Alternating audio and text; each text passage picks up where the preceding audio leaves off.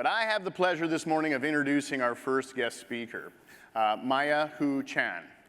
Maya Hu Chan is an international management consultant, executive coach, and author.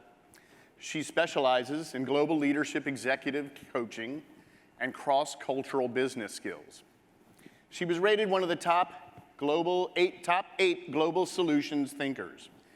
And Harvard Business School chose her book, Global Leadership, The Next Generation, to be one of their working knowledge recommended books. Since 1988, Maya Hu Chan has trained and coached thousands of leaders in global Fortune 500 companies in the Americas, Asia, and Europe. She has worked extensively in China, India, Taiwan, Singapore, Hong Kong, Korea, Japan, and Australia, helping global companies to develop their senior executives and high potential leaders, as well as their teams. So please welcome to the stage, Maya Hu Chan. Thank you, Maya. Thank you. Pleasure.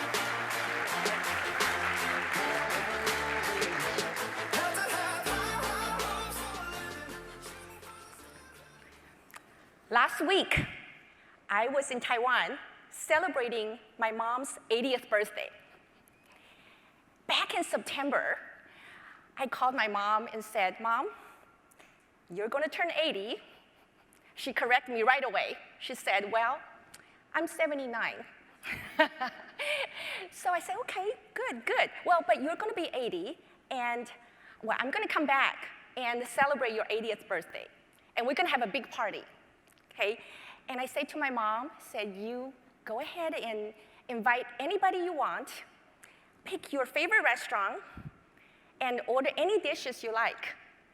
And I'm going to be there. I'm going to celebrate with you. I'm going to pay for it. I'm going to take care of it. Okay, Mom?" And then she said, No, it's too far away. You don't have to come all this way. You know, it's not a big deal." And you know what she really means? And since I know my mom so well, I know that what she really meant was that, yes, of course, this is a big deal. I'm turning 80. You're coming back to be a good daughter, right? All right, so then fast forward.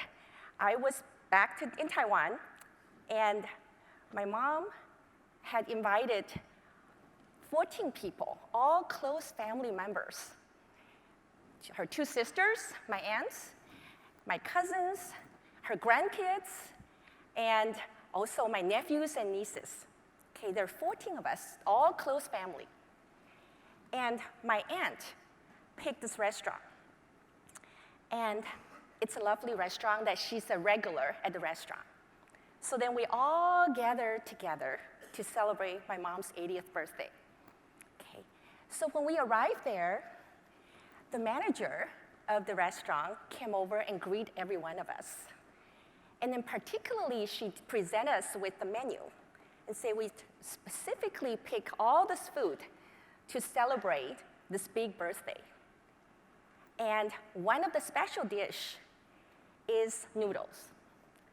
And in Chinese culture, that when you celebrate birthday, it doesn't matter how old you are, that's one dish that you must have, is to have long noodles. Okay, so then really that means that longevity. So she said, this is the special dish, and it's on the house. Okay, so then we were all eating, having a great time, and I really enjoyed ourselves. And the manager and the service staff came over and constantly offering additional things, and it was very, very warm and has a lot of laughters and continue to kind of provide great services. So then I started looking at the dishes. I was counting down, right? This is a 10-course meal. And then I see, okay, well, we're about to serve the 8th dish. And I know it's time.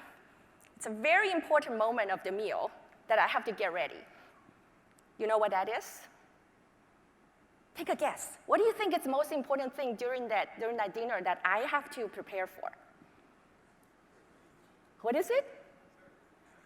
Louder. Well, speech. No, not a speech.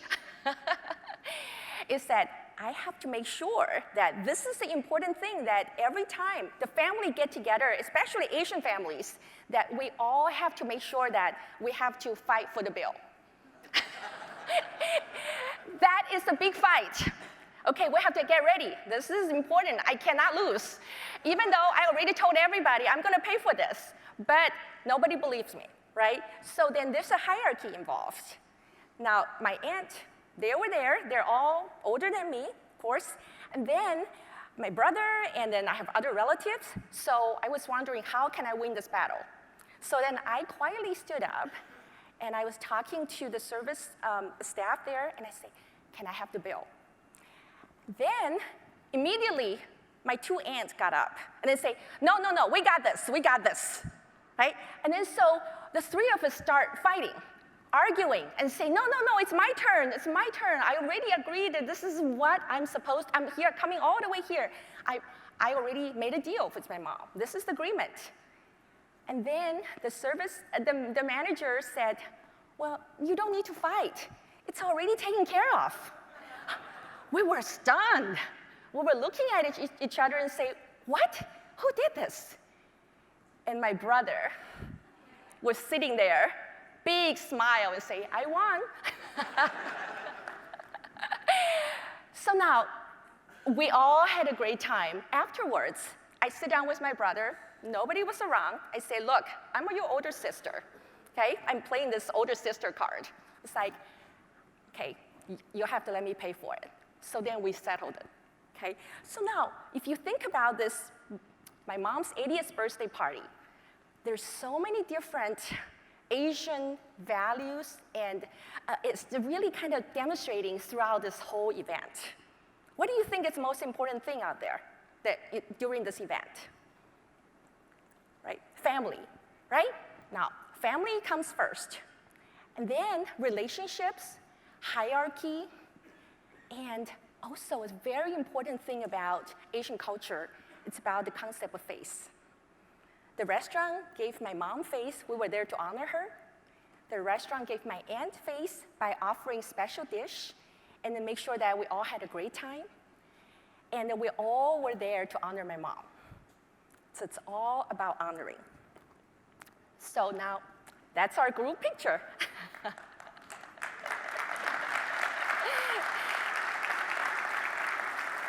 You see the birthday girl? She was doing this. She just couldn't be happier. Now, when we think about Asian culture, food is the central part of everything. All the social activities, business activities, is all around food. Actually, when we see each other, when we meet people for the first time, or we see someone that we haven't seen, the first thing we say is not, how are you? What do we say? Yes, have you eaten yet, right?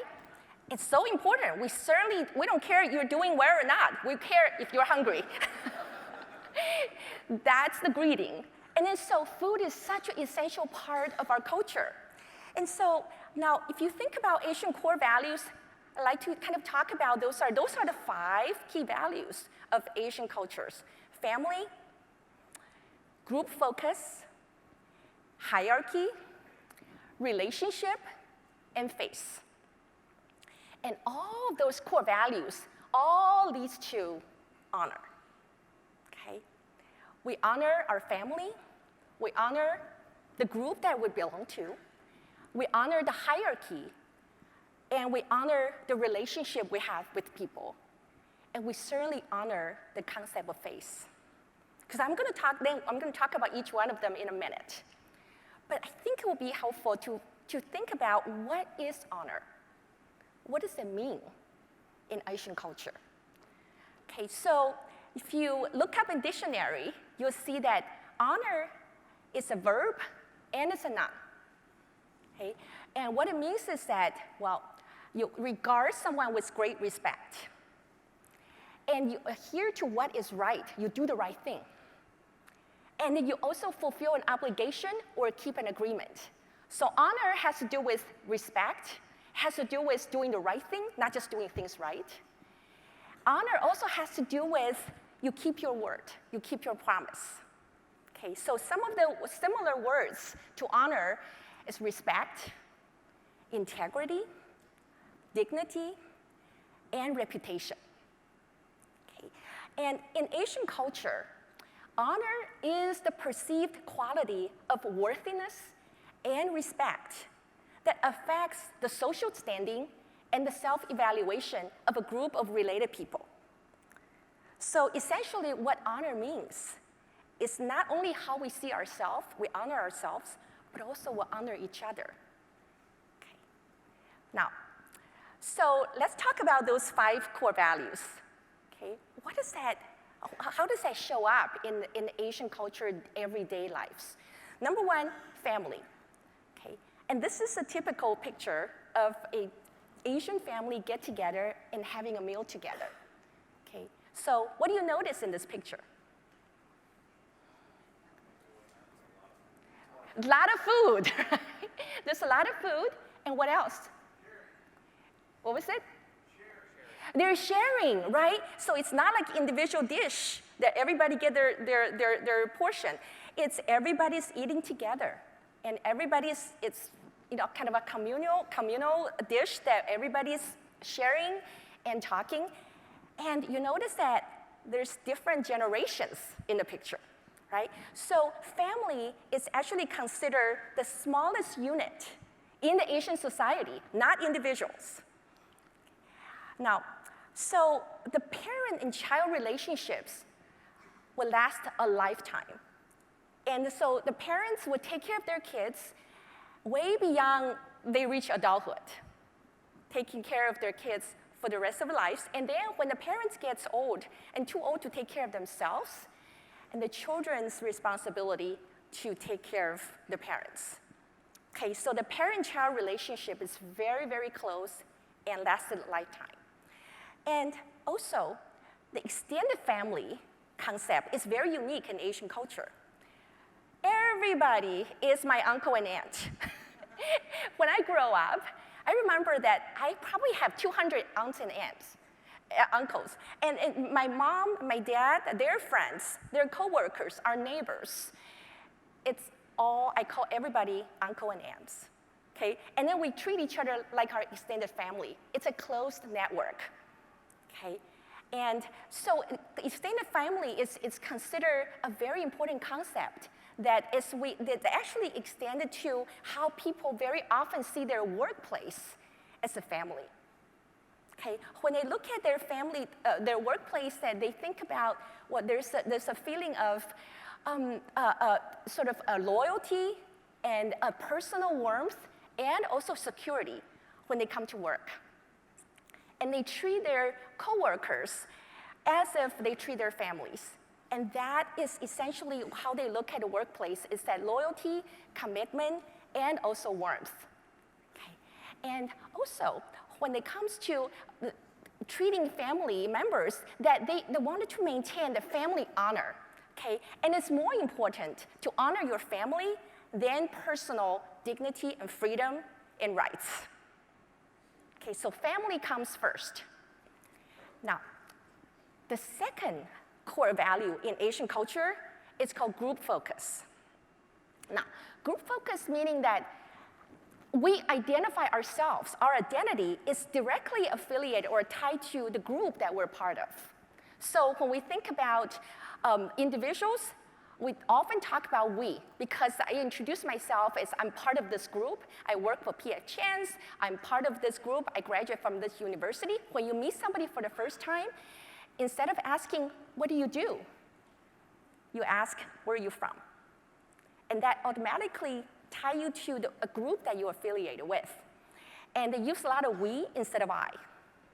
Okay? And also, group harmony is very important. Now, people are always working to preserve group harmony and group cooperation.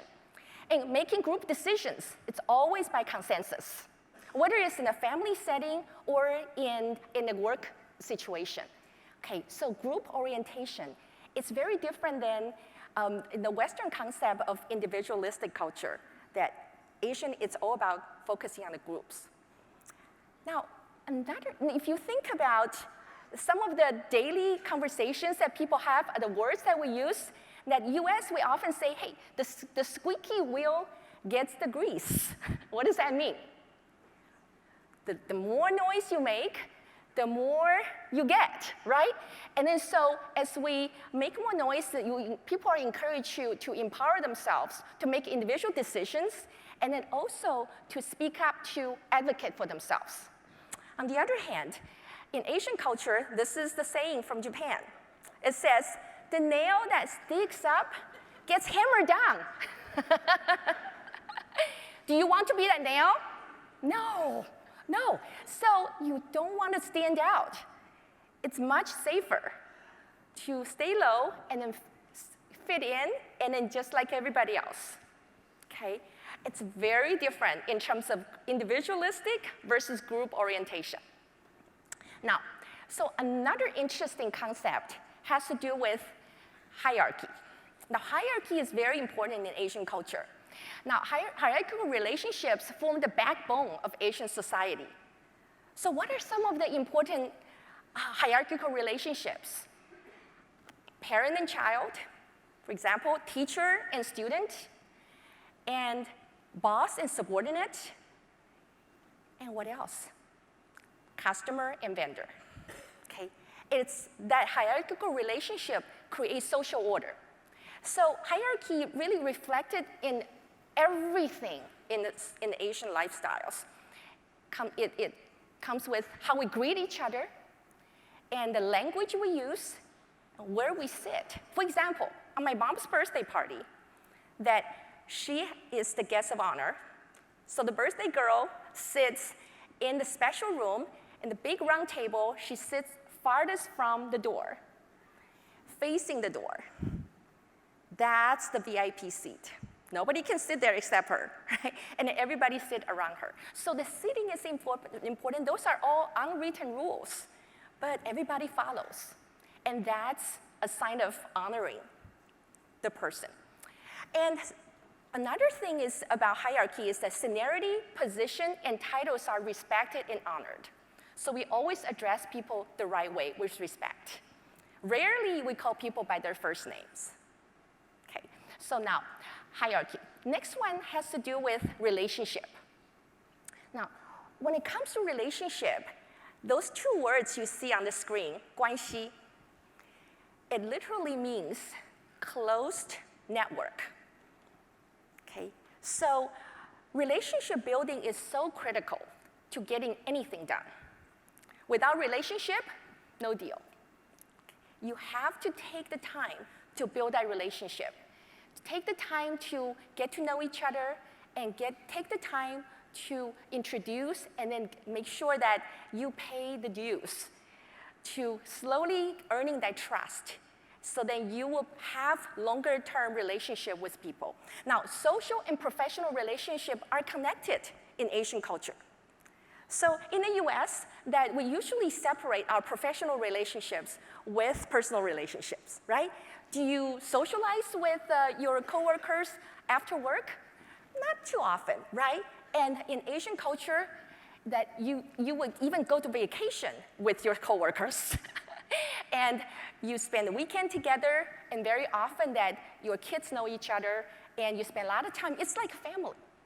Okay, so now, social relationship and professional relationship are really connected. And there is also an expectation of reciprocity, okay? Obligation and commitment. So when we are having a long-term relationship, it's not transactional. It's about give and take. You scratch my back, I scratch yours. I do you a favor, you help me out, and you do me a favor too. So there is this mutual obligation and also mutual commitment in the relationship in Asian culture. Okay? And usually it doesn't stop once you stop working with someone. It continues on for a long time and carry on throughout a person's lifetime. Now, as an executive coach and leadership consultant, I've worked with leaders around the world for many, many years. And I've talked to the leaders about this concept that is so essential to their leadership. But it's also counterintuitive sometimes. It is the concept of face. Okay?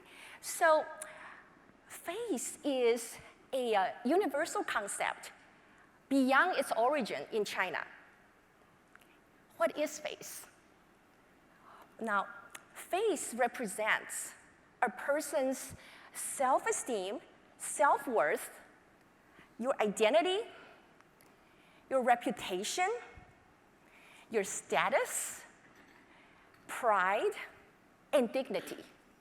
That's a lot. If you think about all of that, it's not just how you view yourself, but it's also how others grant respect to you and where you stand in the society, in the community, or at the workplace. So face it has a much deeper meaning in the Asian culture. Okay. Now, if you think about face, it's like social currency. Okay. Now, imagine that you're making deposit into a bank account, right? If you are making deposit continuously when you're investing in a relationship, okay? Now, you compliment someone, you show appreciation for someone's accomplishment or contribution, and you also show empathy for the challenges they're going through, and you also support them when they need help. All of this actions that you do day to day, it's like making deposit into the bank account of face. Now, over time, you're going to accumulate quite a bit of deposit in the bank account. So if you have to make a withdrawal, for example, if you by accident cause somebody to lose face, or you have to provide negative feedback or deliver bad news to someone, that you know that you have all that deposit that you can make a withdrawal. And the relationship can still be saved. And that's why it's so important to look at face as a social currency, that the more you have, the easier and faster you can get something done. Okay. So now, there are three key concepts about face. There's giving face, losing face, and saving face. Those are the three key concepts. Okay. So let's first think about giving face. What is giving face? Okay. So giving face are actions taken to honor someone and show respect, show admiration, and preserve dignity for others. Okay, so when we're thinking about the way that we interact with each other and when we work and honor our customers, what can we do to really giving face to our customers? In what ways could you give face to your guests to honor them and differentiate P.F. Chang's brand? I want you to think about this and then share some idea with the person next to you. Okay. Share some ideas about in what ways you can give face to honor your guest and to differentiate our brand beyond just day-to-day interaction the things you normally do. Okay. Go ahead and talk to your neighbor.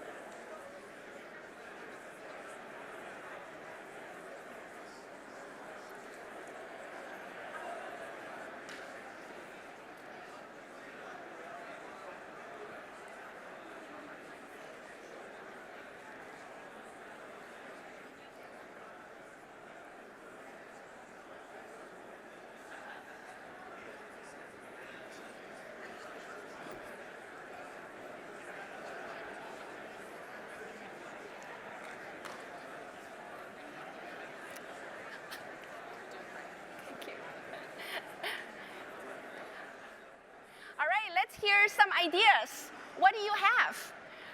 In what ways we can give face to our guests to honor them and differentiate our brand? Share some ideas, yes. Remembering a guest's name. Remember their names, absolutely. Remember their name. If they've been here before, remember their name. Wonderful. Everybody, the most wonderful words that every person loves is their own names, right? Thank you. Yes? We have a system called Guest Manager, so we could put notes in there about them that's specific to them. Yeah. What table they like, things like that. Exactly. So it's called Guest Manager. You remember their preferences. Yes. Okay, excellent. What else? Yes? Compliment them on something unique when they arrive. Compliment them on something they like. I love this plaid shirt you have. Thank you. Okay, excellent. Any other ideas? Yes? Welcome them with some tea. Yes, absolutely. Who doesn't like tea, right? Yeah, that's a great way to greet them. Excellent. Let me hear from this side of the room. This side is great ideas over here. Anything else that's unique that you've tried? Yes. Just smile. Welcome. Just smile and welcome them, right? Absolutely. Make them feel at home. Excellent. So there are different ways that we can do to really make them feel special. Like make them feel like this is the place that they want to be, and then so they can come back over and over again. Now, so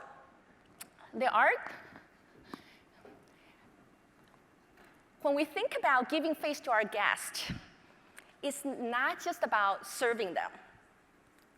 We're in hospitality business, right? So it's about honoring them. It's about making them feel valued, appreciated, and respected. So honor them, not just serving them, okay? And also ask. One of the game changer for many restaurants in the service business, not just restaurants, but in the service business, it's about asking. What do you ask? You ask your guests what they value most about your products and services and how you can improve. And also ask your employees that why they think the guests are coming to P.F. Chang's, and then how to make them come back over and over again. Ask and listen. Okay? I love some of the ideas that you have, and then ultimately your goal is to honor your guests and make them feel respected, appreciated, and valued. Right?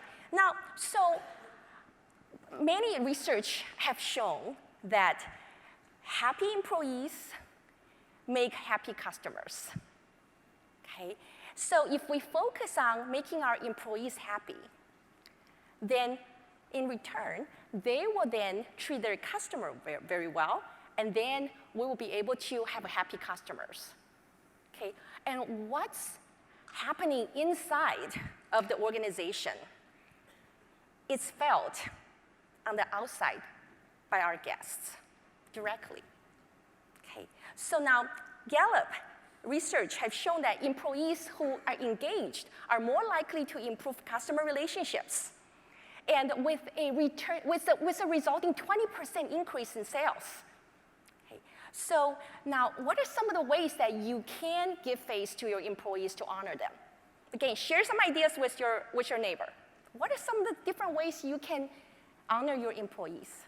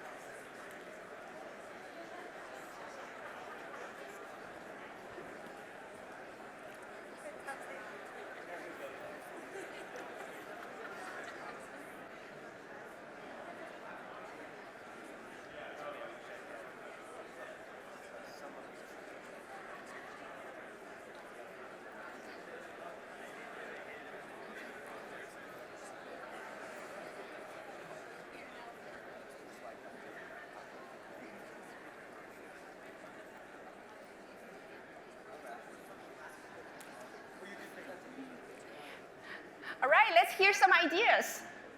In what ways you can give face to your employees and honor them? Any ideas? Yes. Yes, compliment them for the job they're doing, right? Give them positive recognitions. Great, thanks. What else? Yes. Get to know them. Get to know their personal life. Yes, get to know them, get to know their personal life. Yes. Challenge them to do new things. Push them, stretch them, right? Help them develop more skills. Thank you, perfect. What else can you do to honor your employees? Celebrate them, but also their families' accomplishments. Yes, celebrate them, celebrate their accomplishments. Excellent, yes. Yes, celebrate their birthdays. Everybody loves that, right? Okay, yes. Yes? Feed them before we open and after. Right, right. So they enjoy the meal and they're fed and then they can recommend it to their guests, right? Love that. Yes. How about empowering them to make the decisions? Wonderful. Empower them to make decisions, right? And not just taking a top-down approach, but then listen to them, ask them, what do you think we should do? Listen to them for their input and empower them to make decisions. Okay, anything from this side? What can you do to honor your employee? Yes? Be there for them through good, the bad, and the ugly. Ah, be there for them, for the good and the bad and the ugly. It's like you're married to them, right?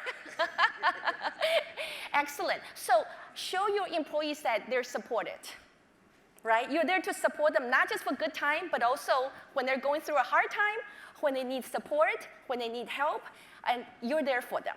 Okay, wonderful. So now, when you think about there's so many different ways that we can do to give face to our employees and then to honor them. So those are just a few ideas here. Ask for their input and listen.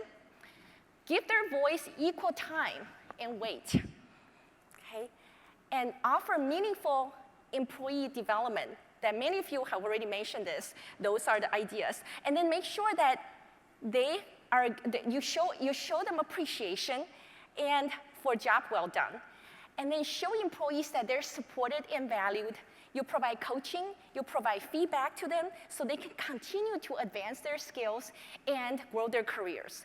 And provide reward and recognitions and create a fun and respectful environment so that they want to come to work every day. They're excited to come to work every day. And then because they love what they do, they're going to transfer that to your guest every single day. Okay. So giving face is such an important concept that applies to everyone. Now, another important concept about face is called losing face. So when I was growing up, my parents often tell me this phrase. It's called 覆水难收. What it means is that spilled water is hard to regain. Just imagine that if you, by accident, knock over a glass of water on the table and it spills all over the floor. Can you get it all back into the glass? It's pretty hard to do, right? Now, even if you manage to get some water back in your glass, do you still want to drink it? Yeah, I don't think so. Me either. Now, so this is the same concept when it comes to losing face. If you said something or done something that caused somebody to lose face, it's like a spilled water, it's hard to take it back. And then even you manage to take it back, the relationship is not the same anymore. Okay, so losing face describes conditions where people ultimately feel devalued, humiliated, or unappreciated. Okay?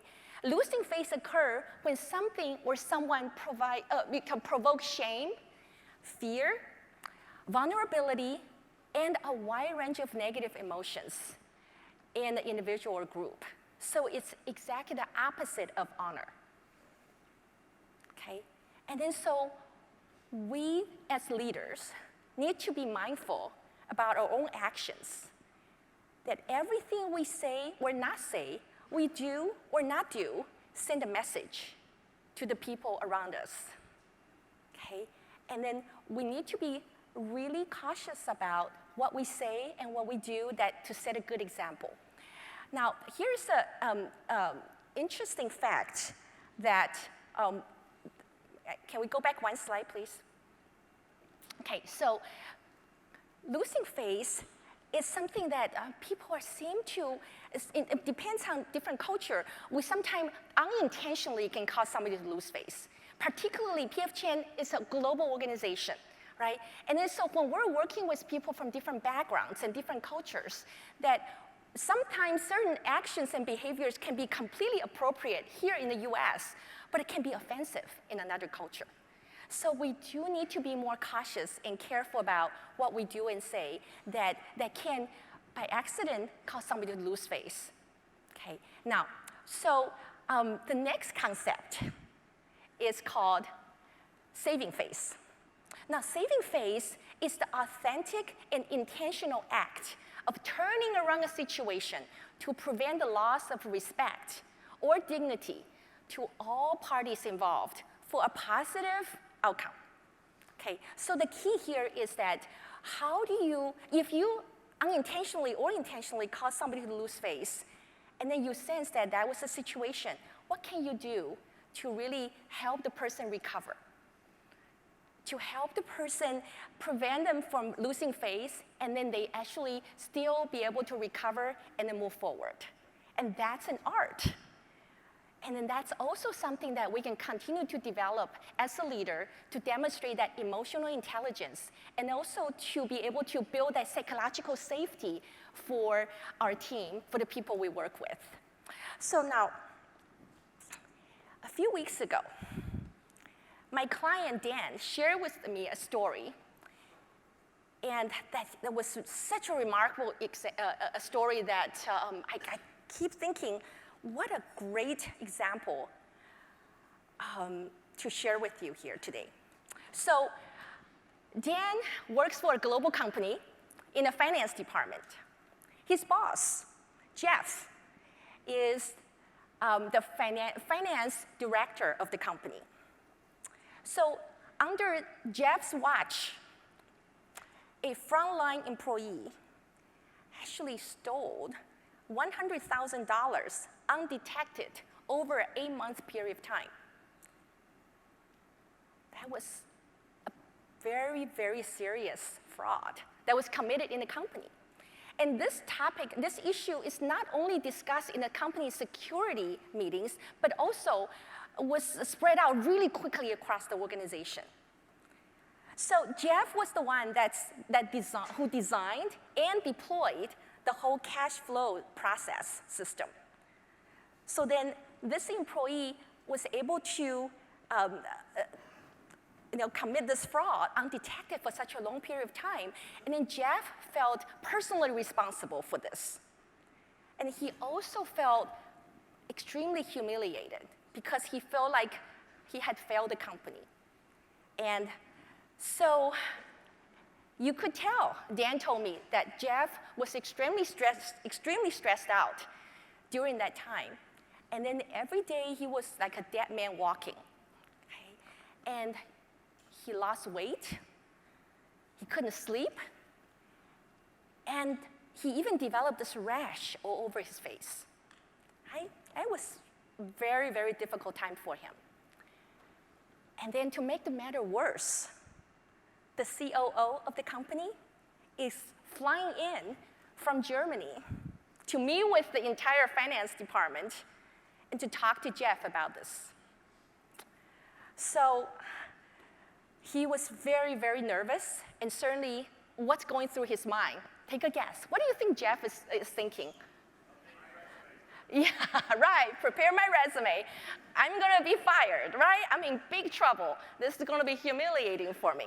So he was so nervous, and so all the days that led to the meeting, you could tell that he was carrying this dark cloud around him. So the day has arrived. The COO arrived to the office, and everybody was sitting in the conference room waiting for him. And the COO came in. And guess what he said? Take a guess. What do you think he said? I want to hear some of the. Well, so. Jeff, we only lost $100,000. What is it? Thanks to Jeff, we only lost $100,000. Thanks to Jeff, we only lost $100,000. Okay. No, that's not what he said. What do you think he said? Well, oh, by the way, the COO has a pretty strong reputation of being a hardline leader. Okay? So what do you think he said? What? You're fired. All right. Okay. How are you? Okay. What is it? Right. Well, no. So then, what did the COO said? The COO said,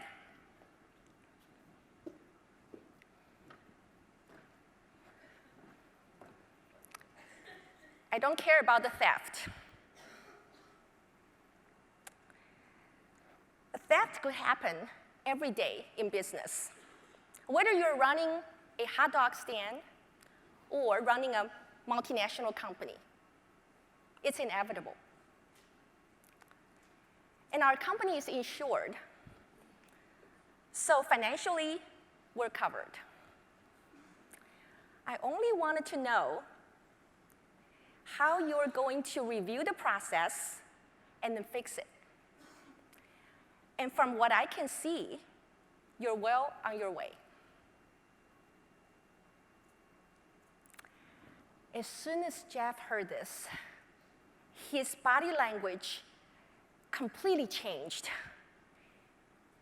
He was visibly relaxed and relieved, and also his face brightened, right? And then so the rest of the meeting, they were focusing on what they're going to do going forward. What are some of the actions they're going to take to continue to work on this issue, and then to make sure that the process is fixed and that the same situation will not happen again. Okay, so they continue to focus on this, and then so what did the COO do to help Jeff save face? What did he do? So I can't hear you. Let me come down here. Yes, he took the blame off Jeff's shoulder, right? He did not blame him. He didn't yell at him. He didn't say, well, look what you did. You screwed up. He didn't do any of that. He did not blame him, okay? What else did he do? What did he do that was remarkable in this situation?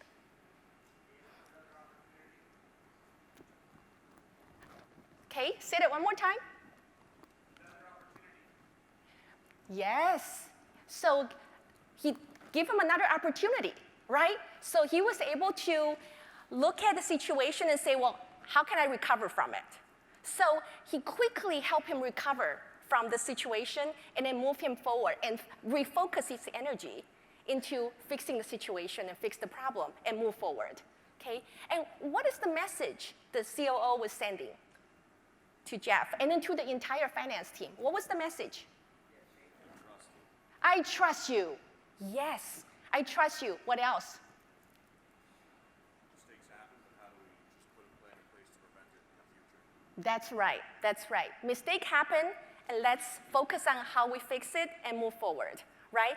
But I trust you, I value you, and I know you will do the right thing.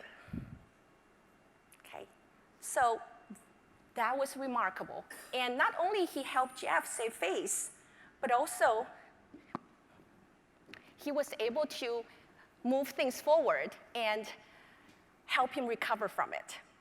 Okay, so now, when we think about building a culture of honor at our work, who is responsible for this? We are, right?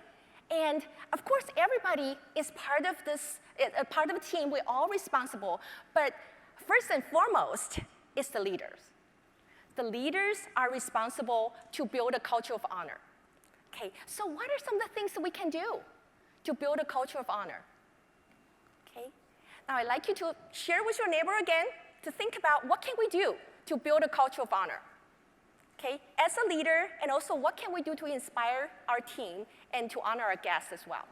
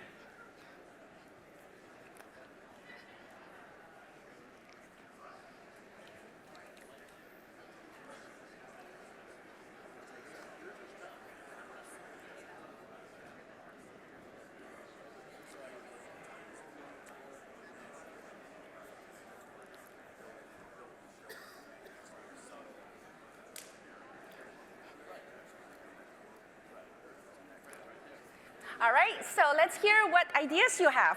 What are some of the things that leaders can do to build a culture of honor at work? What can you do? Yes. Lead by example. Excellent. So give me some example of some of the things that you can do to lead by example.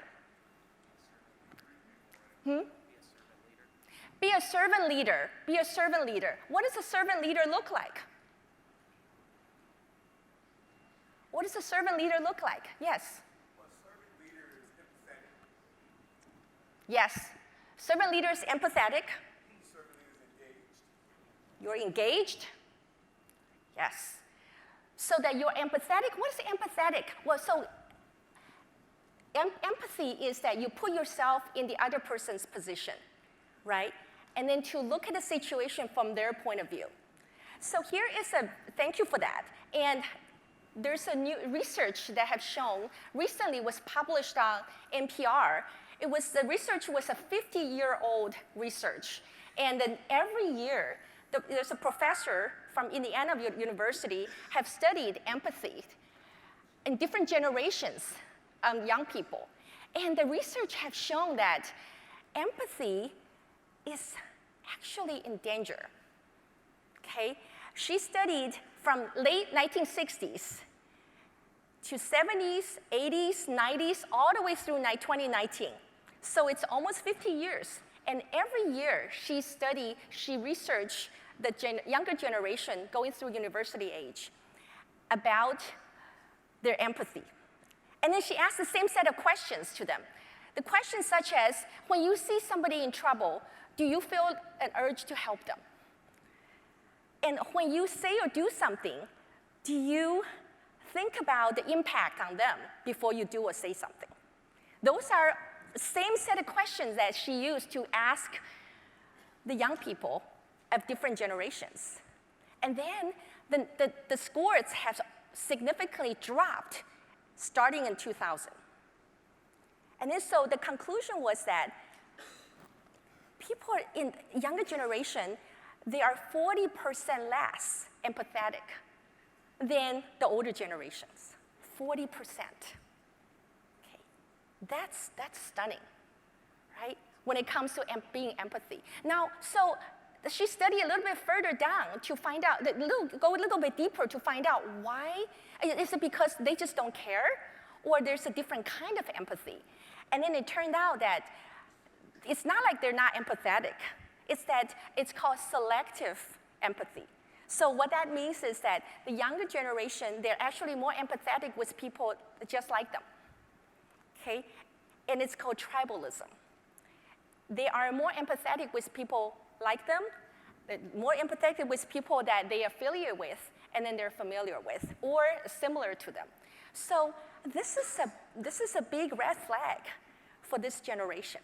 As we think about, we are growing as an organization, and then we're also grooming our younger generation to be our future leaders.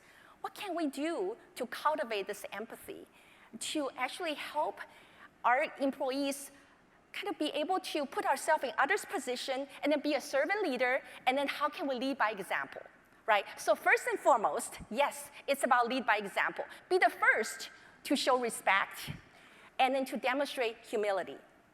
Admit that you are wrong if you made a mistake, and then to be able to really show up every day thinking about how this is how I show up, how do I want my future leader to be.